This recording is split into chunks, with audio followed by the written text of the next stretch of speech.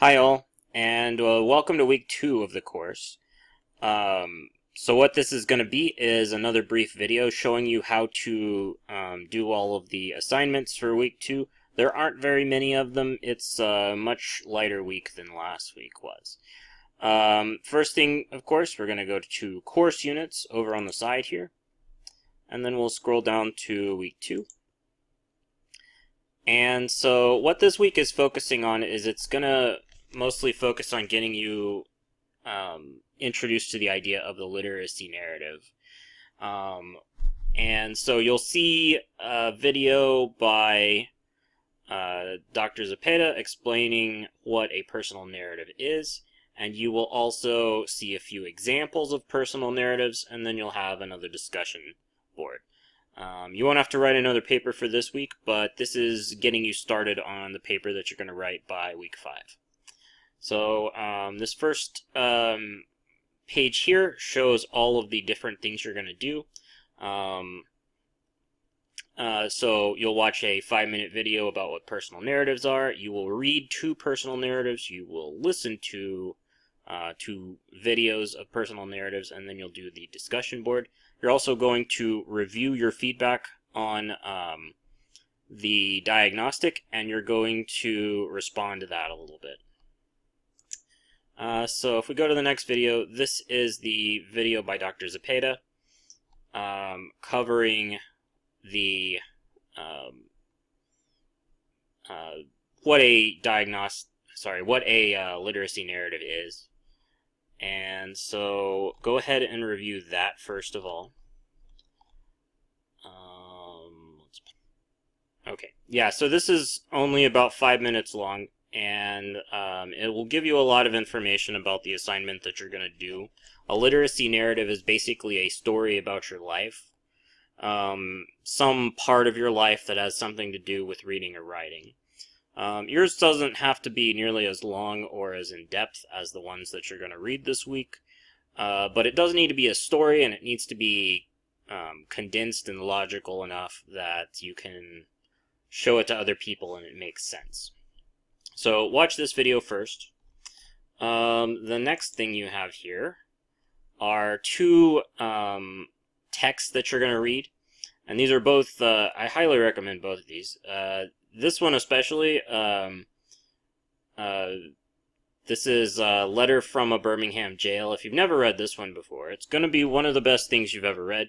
It's also the longest thing that you're going to read this week, but make sure that you read it. It's about 23 pages long, but it's a narrative where Dr. Martin Luther King is explaining why he's in jail and why it was necessary for him to be in jail, and why it's necessary for them to protest the way that people are treated in Birmingham, and how the church should back them up and stuff like that. It's really, really good. This next one is a BuzzFeed article by a lady who was adopted at a young age by white parents, who was African American, and it's talking about the tensions that exist between her and them, and how they've kind of drifted apart throughout the years.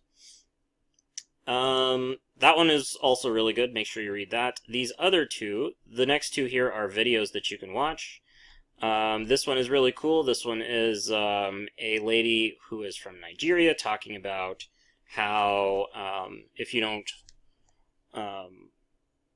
grow up around a certain set of people, it's easy to have stereotypes around them, and how you can learn the wrong things that way. Important part, of course, of going to college is meeting a lot of different people from a lot of different places, and it humanizes them in a way that you just stay in one place you might never know. So yeah, make sure to read this, listen to this one, and then this one down here is our first one that's, I believe, is actually about social work. This lady is a social worker, and she talks about shame and how people feel it and how they hide it, and how that led to her having epiphanies of her own when she was studying it. So that one's really interesting as well. You need to make sure that you go through all of those. It should take you a couple of hours, and that's going to be the main thing that you're taking up your time this week. The last thing here is the discussion thread. And so the discussions, you'll be in the same groups as you were last week, and you'll be talking to the same people as you were last week. And what you'll do is you'll go through and answer one set of questions by Wednesday, and then another set by Saturday. I changed it to Wednesday. We had where you had to make an initial post by Tuesday, but I can't really work on any of these on Wednesdays anyway. So it might as well be Wednesday night, and then I can work on them on Thursday. Yeah, you can turn this in by Wednesday this time at midnight. So the questions that you need to answer rather. After reviewing your diagnostic, writing sample feedback. What is your goal that you would like to work on during this course? For some reason, the parentheses I just put in there aren't there, but it says something after this about how if I haven't graded yours yet, then you can just post that on Wednesday instead of posting it for your initial post. None of your group members are going to give feedback to whatever you say here anyway. And it's going to take me a while to go through everyone's diagnostics. I should have them done by Tuesday. But, yeah, just some point during the week you need to answer that question. If you've already answered these other two, you can just post a reply and to your initial post and answer it then. Okay, sorry, a train went by. So part 2 here. Think of an experience that helped you grow into the person you are today. How did this experience redefine or strengthen your morals, ethics, or values? Be sure to include the challenges or social injustices you faced that might have prevented you from reaching your goal, and how you were transformed by this journey. And a lot of you guys in your the getting to know you post that we did last week posted some pretty good ones of these. Somebody posted about having a history teacher that was racist against them, and someone else posted about working in a home for elderly retirees where injustice is happening, the economic injustice and social injustice. So those would be perfectly good examples of things to talk about here. If you want to do the same one, that's totally fine. For number 3, for the experiences you discussed in question 2, list the following. Who was involved? What happened? When did it happen? Where did it happen? Why did it happen? How did it happen? What sensory details of the experience are memorable? So, try to narrow it down into one story that can fit into a few pages. You don't want to talk about every single story and a big, giant problem that's happening. You want to try to talk about one story that tells the larger story if you can. Okay, so by Saturday, you need to answer these last 2 follow-up questions where you will go and ask these questions to reply with these to your peers, the other ones in your group. Ask clarifying questions about the experience you described. Focus on the parts of the experience that are unclear to you, as well as details that were interesting and left you wanting to know more.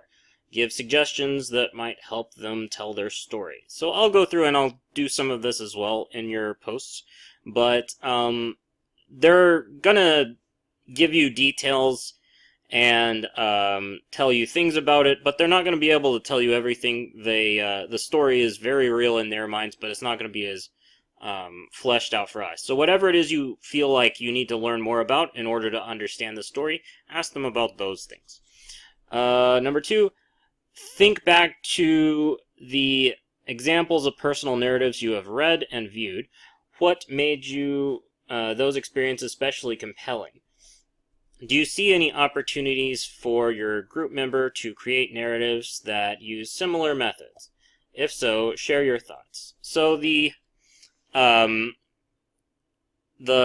literacy narratives that y'all are going to read this week are probably going to be pretty different than the ones that you actually write, because they had a lot more space to do it, and they had a lot more time to think about it than you will. But what really makes those special, I think, is how they are looking at a problem, and then the story kind of fits around that problem. And if you can write your story in a way where it does something similar, that is really something to try to shoot for. Okay, guys, so go ahead and get started on these.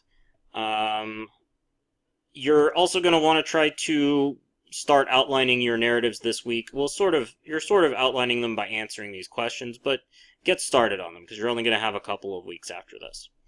Okay, guys, best of luck, and I'll see you all in the discussions.